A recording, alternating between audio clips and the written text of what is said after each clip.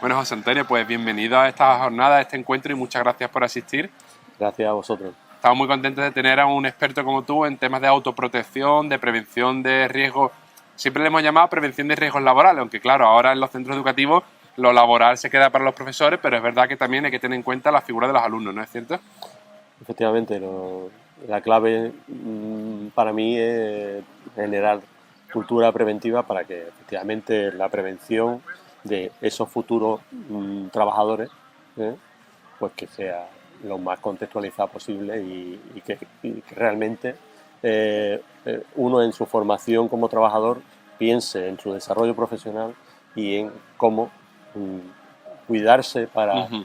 para hacer ese desarrollo en las mejores condiciones posibles. Claro, además pensando en su presente en los centros educativos y es verdad, en el futuro, cuando ya vayan desarrollando su actividad profesional, que ya sepan las precauciones que hay que tener, ¿no? Claro, ese sería el reto, ¿no? Es decir, afortunadamente los centros educativos son centros seguros, Ujú. pero lo que queremos es proyectar que ese alumnado que tenemos ahora va a ser a medio plazo trabajadores y que Ujú. tengan esa cultura preventiva.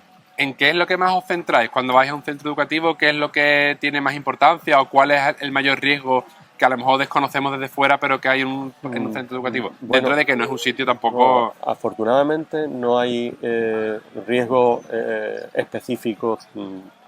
La mayoría de los riesgos son los que podemos tener en casa, ¿no? Ujú.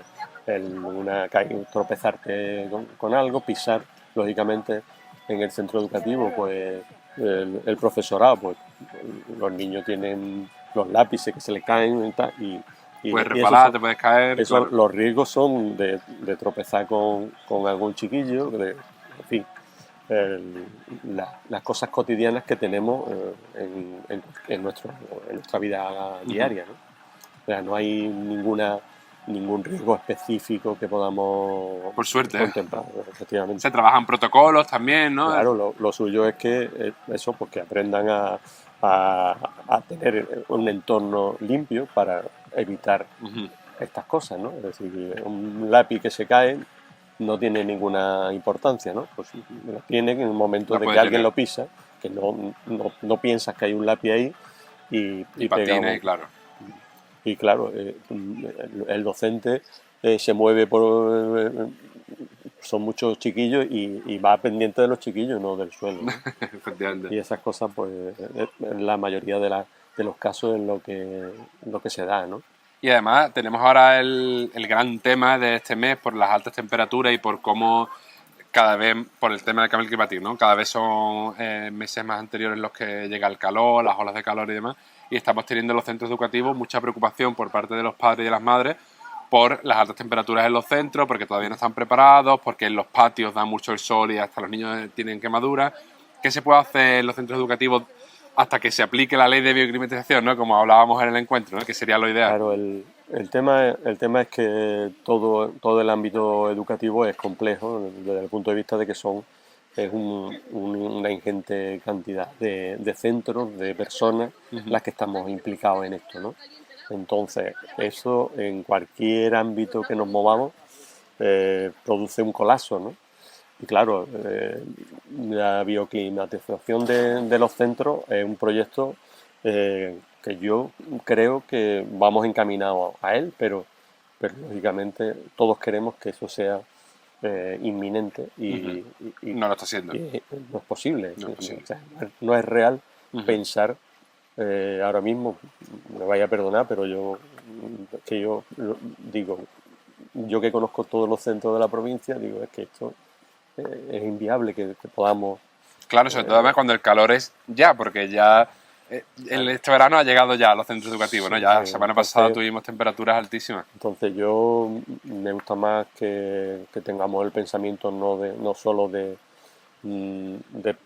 hablar del problema, sino Ujú. de qué puedo yo hacer, Ujú. qué podemos hacer cada ¿Qué uno de podemos hacer? nosotros para paliarlo en la medida de lo posible. Ahí es que ¿Y estamos. cuáles son las prioridades a la hora de enfrentarnos a este problema? Hombre, lo suyo es que nosotros que conocemos el centro, pues veamos cuáles son las zonas más calurosas y las menos, que intentemos en las zonas más calurosas, pues intentar desplazarlo a las criaturas a otros entornos más. Claro. En fin, la organización en el centro va a ser muy clave en esto, ¿no? Partiendo de la base que no es lo ideal, pero lo que yo tengo ahora mismo, Claro. los medios que yo tengo son estos, ¿no? Entonces voy a intentar con estos medios mejorar en la medida de posible la vida del centro, ¿no? Ese es el camino, creo yo, ¿no? Y es un reto además que entiendo que cada vez hace más calor, además los meses educativos, bueno, antes yo recuerdo más pequeño que en junio llegaba el calor, pero bueno, ya las vacaciones estaban al lado, ahora es que desde abril estamos teniendo esas temperaturas, ¿no? Y aquí en Andalucía el mes de septiembre, si junio es malo, septiembre es casi peor, sí. Es un mes muy complicado. Entonces, por eso digo que tenemos que, en nuestra organización en los centros, partiendo de la base de que no es lo ideal, pero bueno, mientras llega lo ideal, tengo que buscar. Hay que solucionar el corto plazo, por supuesto. Esa sería la actividad preventiva, ¿no? Es decir, intentar organizar el centro de tal manera que podamos paliar en la medida de lo posible esas situaciones de riesgo, ¿no? Muy bien, pues muchas gracias, José Antonio, por la asistencia y gracias por responder a nuestras preguntas. Seguimos tratando de, entre que llega la ley, se aplica o no se aplica, lo que tú dices, aplicar medidas en el corto plazo porque la urgencia está ya sobre nosotros. El sentido común tiene que ser un arma importante en estos casos, ¿no?